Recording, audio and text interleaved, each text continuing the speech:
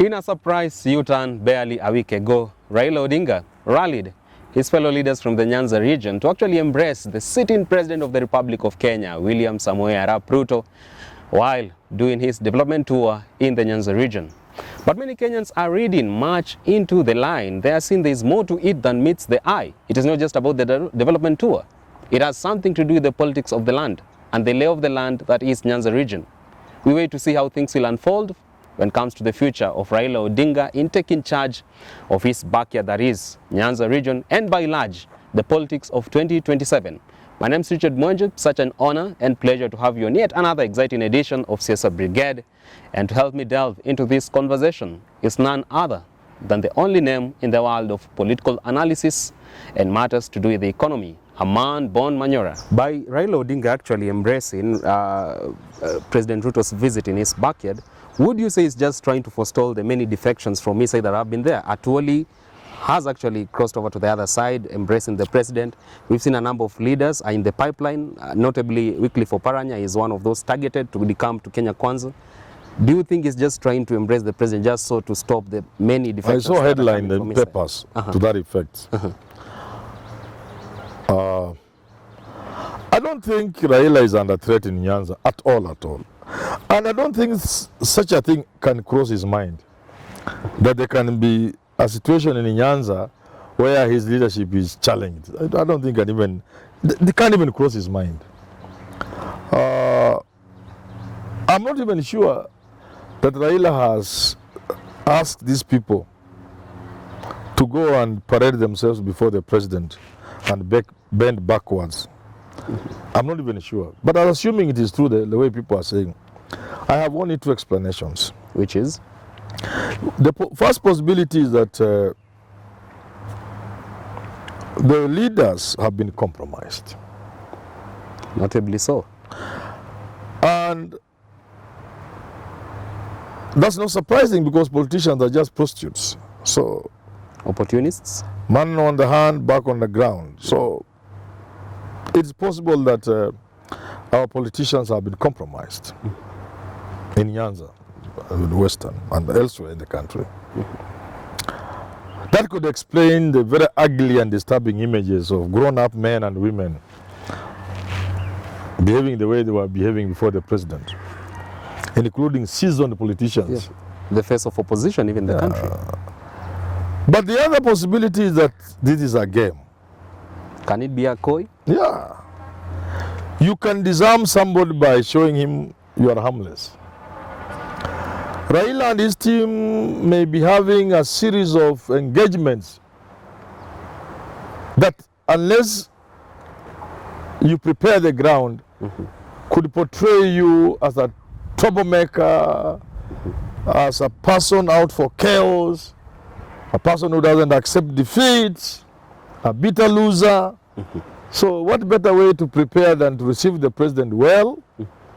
So the next time you make your demands, including pushing for them through mass action, people can't say you are coming from that background of a bitter loser or what, or that kind of thing. You really recognize the government of the day. You recognize the president, but that you have serious demands that you want to make. Talking matters. So that's for me, there's nothing in between. Either they were compromised, and I wouldn't be surprised, or it's a strategy. In between, there's nothing. There can't be something in between. Not the way I saw Kina Orengo behaving and Kina Oburu. Milio Odhiambo. Kina Milio Odhiambo, Kina John Mbadi. Causing up to the president. Either they have been compromised, and I wish somebody tells them that, or it's a strategy.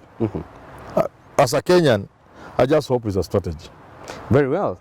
If you are talking about matters demands therein, would you say that this kind of thing, embracing and sort of a backdoor handshake, is just geared to also be of interest to the Azimio side by trying to make all those bills being pushed by the minority in parliament, that is Raila's side, to actually, spearhead the best interest of Azimio? Are they trying to do this kind of handshake thing so that Raila's proposed bills can sail through parliament, or what is it? That is like saying Ruto will help you to unseat himself. It can never happen. So we want about new electoral laws, GEO, about the judiciary, so that we have a reliable judiciary, a reliable Supreme Court, an electoral body well constituted, and those other laws around management of our elections. So that they are so nice, the bills pass in Parliament, then Raila or his people can beat Ruto. That beats logic. That doesn't work. Add up. No, it doesn't add up. It's illogical. You are standing logic on its head. What I have told you, and don't look for anything else, they are either compromised or the strategy. Just allow me to talk about the compromise bit. Go ahead. Because politicians are shameless people. You couldn't find a better name? They're shameless people. Because if it is true, if it's not a strategy, they have been compromised. I mean, why is the shame that should accompany the behavior of those Luo leaders? What can they tell their supporters? You told people Ruto has stolen this election. Then tomorrow, without any explanation, 360, turn. What do you take your supporters for? I want to warn politicians, including Raila Odinga. Do not take the people for granted. If politicians troop to Ruto and they think that is now okay, they can wine and dine, the people will face the people. The people will know they're on their own. And let them troop together in one corner, they will have to reckon with the people.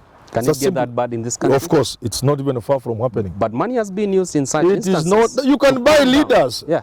But I'm saying you are being cozy with the ruling party and the president and Kenya Kwanza. At a time, Kenyans can't put food on the table. At a time, Kenyans are watching loved ones die of treatable diseases. At a time, people are now wondering how they'll take their children to school. That's the time you are playing cozy with the government. People will put you in one side and they'll be the other side. It will not be the first place for it to happen in the world. So I warn them. Cooperation is good. But what reason would Raila today give for cooperating with Ruto? There was reason as a strategy for cooperating with Mojo, 202. There was a reason to cooperate with Kibaki to save the country from destruction. In 2007. In 2017, there was a reason for the handshake, but the country was on fire. The country was split badly. Nothing was going on in this country. What reason would Raila have today to cooperate with Ruto? It can't be development, because we must all agree we are giving president powers he doesn't have. The president has no powers to distribute anything except the power of mercy. Pardon. Yes. Not resources. In fact, Kibaki told us as much. I'm surprised that 20 years after Kibaki was in power, we are still going back to what Kibaki has gotten away from. So what reason would Raila give the people of this country for engaging in a subservient manner with the president? What reason would he give? There will be none. And he will end his career very badly. Extremely badly. He's a person I admire. He's a person I love. I respect so much. I would hate to see Raila being dragged down towards the end of his career. He should be very careful. I see. He should engage with the government in a constructive way to push this country forward, but not in a subservient manner. You can't even face your followers. Absolutely. Because it was very hard for people to accept the handshake.